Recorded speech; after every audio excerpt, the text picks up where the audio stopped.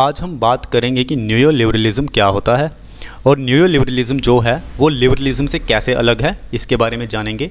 तो देखिए, अगर हम न्यू लिबरलिज़म की बात करें तो इससे पहले बहुत ज़रूरी हो जाता है कि हम लिबरलिज़म के बारे में जानें। तो चलिए शुरू करते हैं। एक समय ऐसा था जब हम सभी लिबरलिज़म की बात करते थे, और लिबरलिज़म के फ़ीचर्स की अगर मैं बात करूं तो ये बात करता है इक्वालिटी की, यानी कि समानता होनी चाहिए, एकता होनी चाहिए। ये इंडिविजुअल लिबर्टी की बात करता है, ये इंडिविजुअल के राइट्स की भी बात करता है।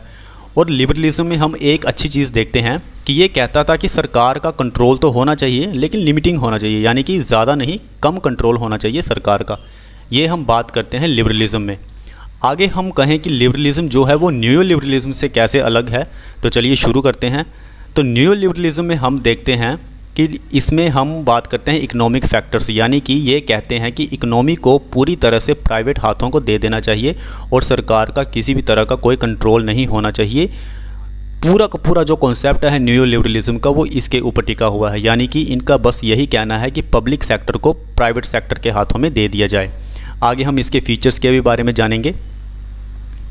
The rule of the market, देखिए डेफिनेशन से ही पता चलता है कि ये मार्केट के रूल की बात करता है। अभी आपने देखा होगा कि जिस तरह से हमारी सरकार अपनी कंपनीज़ को बेच रही है प्राइवेट लोगों को, एग्जांपल के तौर पे आप एयर इंडिया को ले सकते हैं, ONGC को ले सकते हैं, कई सारे शेयर्स सरकार प्राइवेट लोगों को दे रही है। तो इसे हम कह सकते हैं रूल ऑफ द मार्केट, यानी कि न्यू लिबरलिज्म में हम ये देख सकते हैं कि पूरी तरह से जो सरकार है वो अपने शेयर्स को प्राइवेट हाथों को दे रही है, यानी कि ये हो गया न्यू लिबरलिज्म। मार्केट में सरकार का कोई लेना देना नहीं होना चाहिए। जो भी खरीदारी हो रही है या जो भी बेचा जा रहा है वो सब कुछ प्राइवेट इन्वेस्ट, प्राइवेटाइजेशन या प्राइवेट हाथों में ही होना चाहिए, सरकार का कोई लेना देना नहीं होना चाहिए। ये बनता है रूल ऑफ द मार्केट। दूसरा, अगर मैं बात करूँ cutting public expenditure for social services, अब यहाँ पे न्यू लिबरलिज्म का ये कहना है या फिर न्यू लिबरलिस्ट का ये कहना है, वो कहते हैं कि सरकार बिना मतलब का ही खर्चा करती है सोशल सर्विसेज के ऊपर, जैसे कि एजुकेशन के ऊपर सरकार खर्चा करती है, हेल्थ सेक्टर के ऊपर सरकार खर्चा करती है, रेलवे, इलेक्ट्रिसिटी, रोड, ब्रिजेस, कई सारे सेक्टर्स में सरकार अपना पैसा लगाती है। लोगों की वेलबींग के लिए सरकार पैसा लगाती है, तो उसे हम कहते हैं कि पब्लिक गुड या फिर पब्लिक सर्विस। तो ये कहते हैं कि पब्लिक एक्सपेंडिचर जो है वो बिल्कुल ही ख़त्म कर देना चाहिए। अब जो जैसे एजुकेशन हो गया, हेल्थ हो गया, इलेक्ट्रिसिटी हो गया, रेलवे हो गया, ये सब कुछ भी प्राइवेट हाथों में ही जाना चाहिए, ये कहते हैं न्यू लिबरलिस्ट।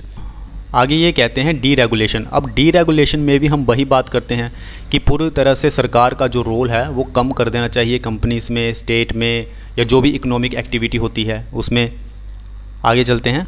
अब हम बात करते हैं कि न्यू लिबरलिज्म में इसके डिसएडवांटेजेस क्या हैं। बहुत सारे डिसएडवांटेजेस हैं।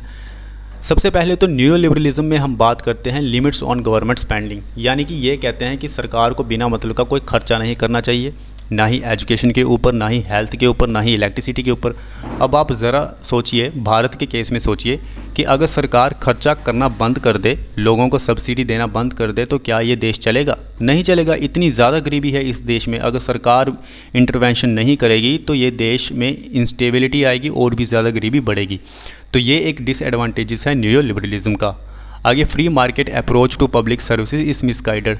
देखिए, अगर एजुकेशन में भी फ्री मार्केट होगा, इलेक्ट्रिसिटी में भी, या ऐसी सोशल सर्विसेज होती हैं जो लोगों के लिए ज़रूरी होती है, उसमें अगर प्राइवेट इन्वेस्टर्स का रोल होगा तो देखिए उसमें इंस्टेबिलिटी आएगी। जो पुअर लोग होते हैं, गरीब लोग होते हैं, उनको एक्सेस नहीं मिल पाएगी। तो इसलिए हम free market approach to public service को मिसगाइडेड भी कहते हैं।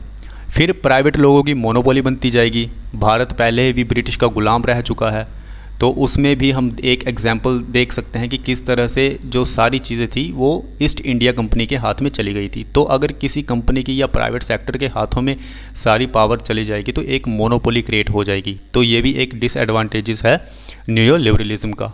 फाइनेंशियल इंस्टेबिलिटी, अगर प्राइवेट लोग अपना पैसा लेके चले जाएंगे या फिर कोई बैंक डूब गया या प्राइवेट सेक्टर डूब गया तो पूरे के पूरे देश में फाइनेंशियल इंस्टेबिलिटी आएगी, बेरोज़गारी बढ़ेगी, लोग गरीब होते जाएंगे। इनइक्वालिटी, देखिए न्यू लिबरलिज्म में हम इनइक्वालिटी भी देखते हैं, यानी कि जो अमीर है वो और भी ज़्यादा अमीर बनता जाएगा और जो गरीब है वो और भी ज़्यादा गरीब बनता जाएगा। न्यू लिबरलिज्म ग्लोबलाइजेशन को प्रमोट करता है, नो डाउट ग्लोबलाइजेशन देखने को मिलता है, लेकिन ग्लोबलाइजेशन के और भी कई सारे डिसएडवांटेजेस हैं, जैसे कि मोनोपोली क्रिएट हो जाती है, टेररिज्म भी बढ़ता है, ट्रेड बैरियर्स भी इंक्रीज़ होते हैं ग्लोबलाइजेशन से, जैसे चाइना और यूएसए के बीच में आप देख लीजिए ट्रेड वॉर चल रहा है। तो ये भी न्यू लिबरलिज्म का एक छोटा सा डिसएडवांटेज है कि ग्लोबलाइजेशन तो प्रमोट करता है, लेकिन ग्लोबलाइजेशन में हर किसी कंट्री को पार्टिसिपेशन नहीं मिलती, सिर्फ कुछ ही कंट्रीज होती हैं जैसे कि यूएसए, चाइना, इनको पार्टिसिपेशन मिलती है ग्लोबलाइजेशन में। तो ये भी एक डिसएडवांटेज है न्यू लिबरलिज्म का। उसके बाद हम पहले ही बात कर चुके हैं कि पब्लिक गुड को एलिमिनेट कर देना चाहिए। देखिए अब कोई देश गरीब है तो उसकी स्टेट, उसकी सरकार तो उसमें इंटरवेंशन करेगी ही करेगी, तो पब्लिक गुड तो रहेगा ही रहेगा।